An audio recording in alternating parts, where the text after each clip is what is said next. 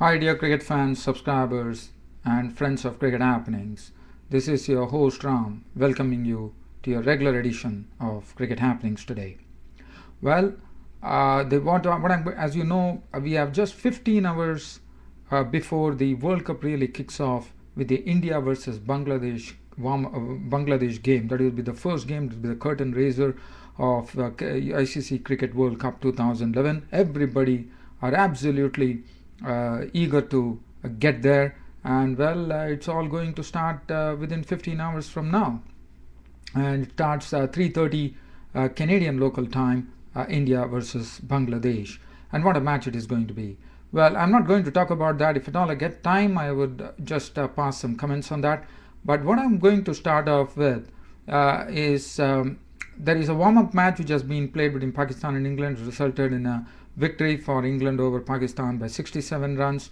But before that, yesterday I actually floated a particular issue calling for the ICC to not delete the associate nations from the World Cup 2015 in Australia and New Zealand. But well, today the ICC chief Haroon Lorgat has already come out saying there is no change in the stance as far as ICC is concerned, as far as associate nations not being there in the World Cup. So now this is something which has not gone down well with all the cricketing aficionados, and also Kenyan skipper Steve Tikolo has already come out against it, saying that is not the way. Associate nations have really not liked the idea, and that's what I precisely mentioned in my cricket show yesterday. But well, I saw that the response was not so forthcoming. I saw only one comment coming in. Thanks anyways for that comment, dear mate. But other than that, I didn't see any of you really responding to that issue of associate nations being out. Well, dear fans, subscribers and friends, I would really appreciate if you could all come out and put in your comments and say, take a few minutes. The reason being, associate nations, when ICC wants cricket to grow globally, they also need to get the associate nations into the mainstream. And it's not that every time associate nations come there.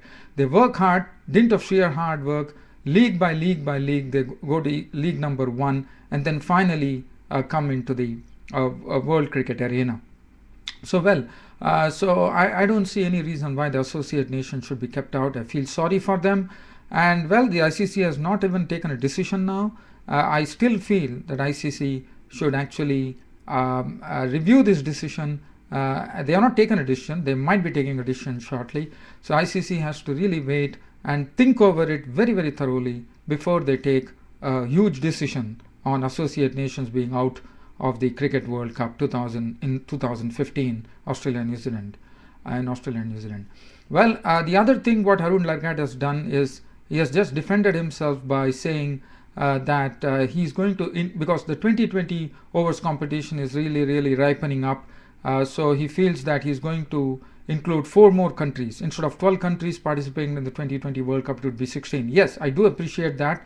That's a very good move by Haroon Lorgat. But the ICC 50 overs Cricket World Cup should also include the associate nations, according to me.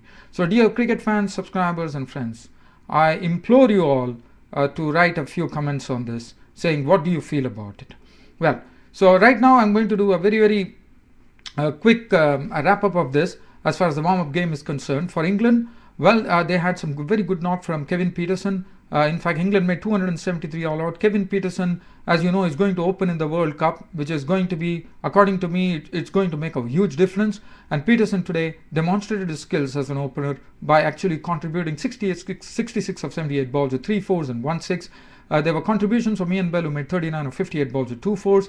Paul Collingwood came out with an all-round performance, first with the bat when he made 65 of 73 balls with 3 fours, 35 coming from Bopara, 273 all out. And as far as bowling was concerned, Shoaib Akhtar was all over the place, 1 for 62 for him. Junaid Khan was impressive in his first match, 8 overs no maiden, 3 for 44. Wahab Riaz 3 for 52, 2 for 50 for Saeed Ajmal, 1 for 52 for Abdur Rahman. As far as Pakistan were concerned, they succumbed to 206 all out. They didn't have the mainstay Shahid Afridi in the team today as it was a warm-up game. Yunus Khan was the highest scorer with 80 of 101 balls. 8 fours and 1 6. Ahmed Shahzad contributing 26 and Misbah Ulaq contributing 25. Other than that, there was no resistance.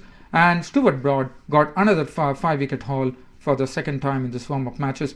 8.1 overs, 1 made 25 runs and 5 wickets. So that really shows that Stuart Broad is in good form. But Paul Collingwood was the very, very refreshing thing for England, because he struggled in Australia, but over here he has got over those niggles, and yes, he has done an all-round performance. First with the bat at 65, which was very refreshing, and then with the ball. As I said, he would be good on Indian wickets. Paul Collingwood, 10 overs, no made and 3 for 48.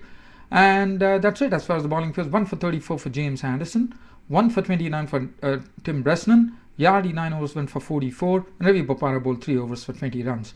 Well, other than that, dear cricket fans, I don't have anything else to share. On this note, I would like to end my cricket happening. But yes, tomorrow is the D game, is the D day.